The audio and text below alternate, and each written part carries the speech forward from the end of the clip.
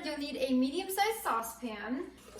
You're gonna wanna fill it about 1/3 of the way full with water. And then we're gonna turn our burner on to high heat and let this come to a boil. When your water comes to a rapid boil, we will turn the heat down to a medium, and then we're going to add in 1.5 cups of pasta. And then we're going to stir just to make sure they don't stick. You're going to cook this until al dente, which is about 7 to 8 minutes, which means the noodle will just have a tiny bit of a bite, but will be fully cooked. Now that our pasta is cooked, we're going to drain out all of the water. Set it to the side for now. And we're going to make the mixture that goes over the pasta now. We will first start with 3 teaspoons of apple cider vinegar, as well as 3/4 of a cup of mayonnaise, and then 1/2 teaspoon of salt, and 1/2 teaspoon of ground black pepper, 2 teaspoons of raw honey, and finally 1/4 cup of milk. Now, if you like a thicker pasta, I would only do 1/8 cup of milk. Once everything's in here, we're going to use a spatula, a spoon, or a whisk, and we're going to mix this all together. Next, we are going to add in 1/2 an onion that's been diced, as well as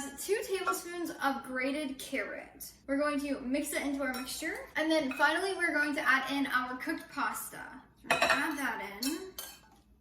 Once you have all the ingredients in here, you're just gonna stir to coat all of the noodles. Once your noodles are completely coated, you're going to grab a lid, or you can do saran wrap. We're going to place it on here, and then you're gonna store this in the refrigerator for a few hours or overnight, and then you'll serve it. But this will be good in your refrigerator for up to a week.